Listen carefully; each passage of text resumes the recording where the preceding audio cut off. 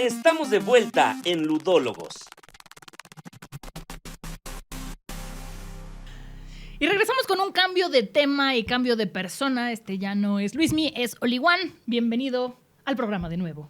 Muchas gracias. Listísimo para platicar de un tema menos escabroso esta vez, pero ¿O justamente a partir de... claro. O más escabroso. Vamos a hablar de los hijos. Tan, tan, tan, tan. No vamos a hablar de los hijos, pero sí vamos a hablar de cuándo se debe introducir a un niño al gaming. Porque creo que es un tema muy importante y que nosotros estamos muy dañaditos, nuestra generación, porque cuando éramos chicos no tenían clasificaciones los videojuegos. Dicen que no están dañados, pero están aquí, sí están dañados. No tenían clasificaciones los videojuegos, o sí tenían las españolas, que era el PEGI 18, pero los papás no lo sabían. Era como de quiero ese juego y te decían, bueno, te lo compraban y ya, y no sabían que los juegos tenían clasificaciones o que los juegos podían llegar a tanto. Y yo cuento una anécdota de mi mamá que dice que mi hermano un día estaba jugando Xbox y mi mamá lo escuchó, hable y hable, y dijo, ¿con quién? Y estaba conectado en línea, quién sabe con quién, porque mi mamá ni sabía que se podían conectar en línea y fue hace muchos años. Entonces, creo que ahora ya hay muchas cosas para que eso no pase, ¿no? Sí, y además está el estigma de que los videojuegos son para niños, son como juguetes y... Para vagos. Para vagos también, no. Pero bueno, tienen sus ventajas, pero sí es cierto que es importante tomarlo, hablarlo, saber qué son los controles parentales, a qué edad ponerles pantallas a tus hijos y sobre todo cómo llevar a cabo este estigma de que los videojuegos generan violencia, generan estos problemas que van mucho más allá, en mi opinión, de los videojuegos, pero bueno, vamos a, si quieres entrar en tema. Todo esto está basado en una investigación que hice yo sobre, a partir de la American Academy of Pediatrics. No, es importante que esté basado en algo. Recomiendan no ponerle pantallas a los bebés antes de los 18 meses, más que para hacer de repente FaceTime para los hijos que sus papás viajan mucho, tienen estas cosas, de repente poder ver a sus papás. De 18 a 24 años, muy poca televisión de muy buena calidad, acompañados... Meses. De 18 a 24 sí, meses. Años también. No deberíamos. Sí estamos bien dañados. Y a partir de los 2 años hasta los 5 años, máximo 1 hora de televisión al día es lo que recomiendan, acompañados de sus padres. A partir de los 6 es cuando recomiendan ya empezar, si es que es la voluntad de los papás, acompañarlos y de los niños, ¿no? A también jugar videojuegos. Ya como una actividad familiar y sobre todo tener en muy claro que la televisión no es quien debe de educar a los niños, sino es una actividad familiar, como puede ser un juego de mesa, como puede ser jugar en el jardín, siempre y cuando no interfiera con actividades académicas y deporte.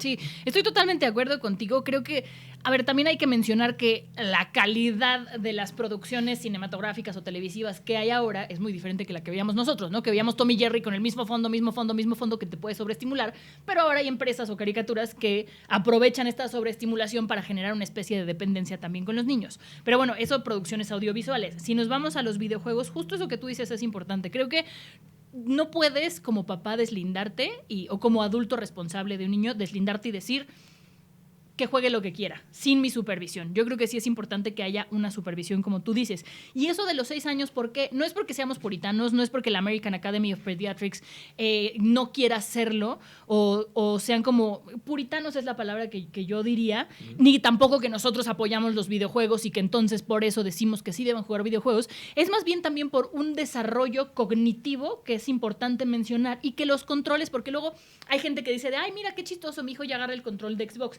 Las manos ni siquiera tienen el tamaño todavía y pueden provocar algunos problemas motrices. Eso antes de los 6 años. Ahora, si ya nos vamos a los beneficios de jugar videojuegos a una temprana edad, es que hay una conexión que se hace, que es cerebro-mano, que es muy importante cuando tú juegas con los joysticks. Esto está estudiado, no es algo que me estoy inventando yo en este momento, porque además hay muchísimas profesiones ahora que necesitan que tengas este control de los joysticks. Háblese de los doctores que ya operan a distancia. Entonces, hay muchos más beneficios de los que se cree también esto. Los videojuegos ya están hechos con bases mucho más fundamentadas, como es el caso de Assassin's Creed, que mencionábamos hace algunos programas también, ¿no? Sí, justamente hay juegos que tienen una base muy educativa, que tienen... Assassin's Creed es un ejemplo muy bueno. Son juegos que están desarrollados por un equipo de diferentes creencias religiosas y de diferentes backgrounds con la meta de representar de la manera más fidedigna posible un momento histórico en las eras de la humanidad, por decirlo de alguna manera. Entonces, por ejemplo, en el 2 me acuerdo mucho que vas a Florencia y tiene todo este reenactment de la ciudad de Florencia perfectamente modelado en 1400, donde tienes la posibilidad de conocer a personajes históricos como los Medici, como Leonardo da Vinci más adelante. Y además, por ejemplo, ahí puedes ver los inventos. Y lo que tiene muy bonito ese juego es que tiene todo un lado enciclopédico, que donde tú ves un edificio interesante de la ciudad, puedes apretar un botón y saber qué pasó en ese edificio, cuándo se creó, quién es el arquitecto y algo de contexto del momento, ¿no? Y eso puede ser con casi cualquier cosa en todos esos juegos.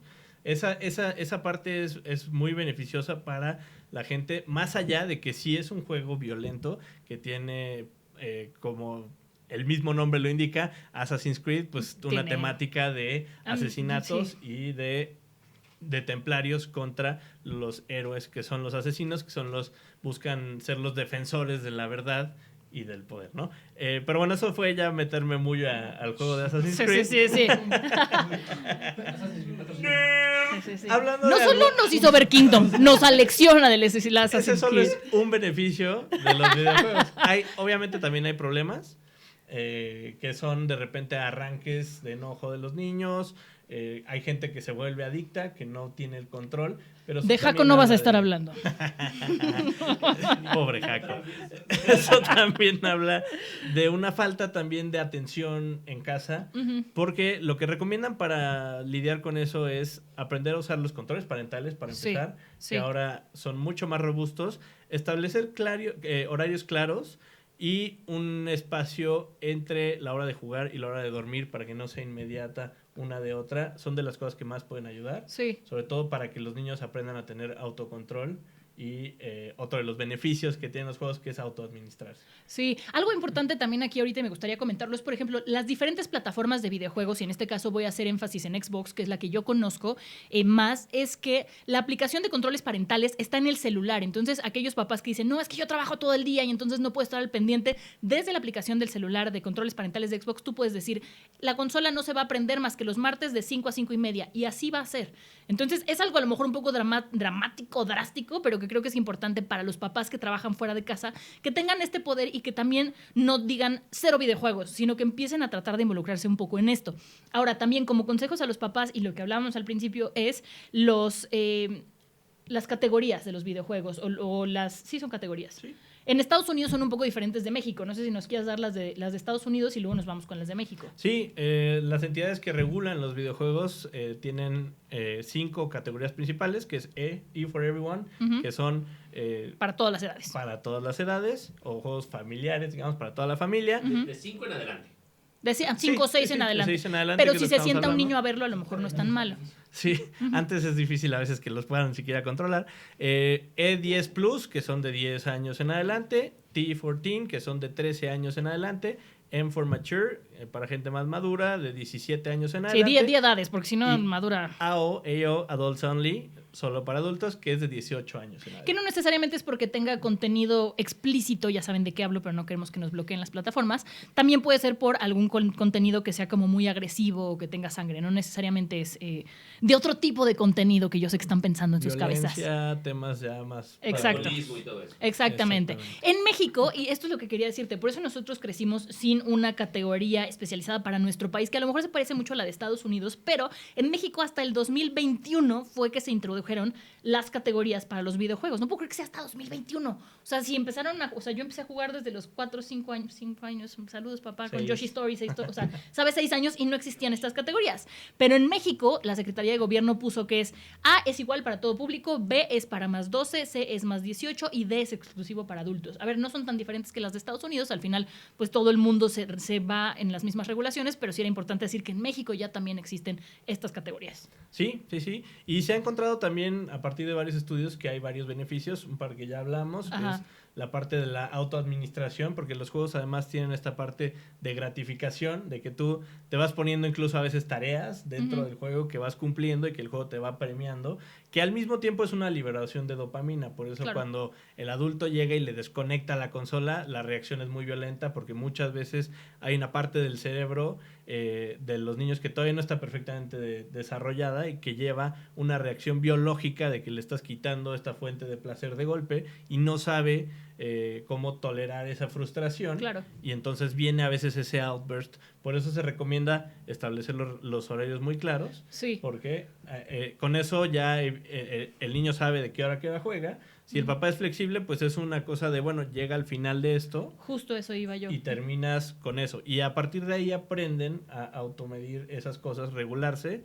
Y pues siempre eso es un beneficio. Sí, claro. Justo de lo que dices me parece importante y por eso decimos que es importante la presencia de un adulto tutor, padre responsable, hagamos énfasis en eso, porque a mí me pasaba de chica que yo jugaba muchísimo Mario 64 y me encantaba y mi mamá me decía, a esta hora se apaga la consola y se acabó. Y entonces yo me quedaba muy ansiosa y no dormía bien. Entonces mi mamá consultó con un terapeuta para niños y le dijo, es que ¿por qué tiene esta obsesión Monse con el videojuego? ¿Qué daño le está haciendo el videojuego? Y la terapeuta le dijo, no, es que Monse tiene en su cabeza claro que tiene que ir de A a B, tú le cortas el videojuego de golpe y entonces ella se queda en medio y no siente como que cierra el capítulo, como cuando acabas de leer un capítulo del libro, que eso por mi personalidad yo lo necesitaba. Entonces mi mamá ya no me decía hasta las 8, me decía, tienes 20 minutos más, acaba tu nivel. Entonces yo ya sabía si podía irme a hacer otras misiones o si ya terminaba y entonces cerraba. Por eso es importante siempre la supervisión de un adulto responsable, que los niños estén acompañados, porque hay muchos temas más que creo que es importante que hablemos más adelante, como el famosísimo, ¿los videojuegos causan violencia o no causan violencia? Creo que habrá que hablar de este tema más adelante. Sí, más adelante hablamos de eso. En otro programa. Hay estudios también que han confirmado que hay doctores que jugaron antes que tienen mejores resultados en las cirugías con la coordinación ojo-mano. Pero bueno, de esto de la violencia hablamos un poquito más adelante porque justamente es un estigma que se tiene que pues va muy de la mano con esto. Tiene mucho que ver con la educación en casa, que se haga una actividad familiar y que con reglas muy claras y establecidas los niños pueden entender y crecer con estos beneficios en vez de que se vuelva una adicción peligrosa. Sí, definitivamente. Pero bueno, vámonos con algo más lúdico. Esta fue su sección informativa de Ludólogos. Vámonos a un comercial y regresamos.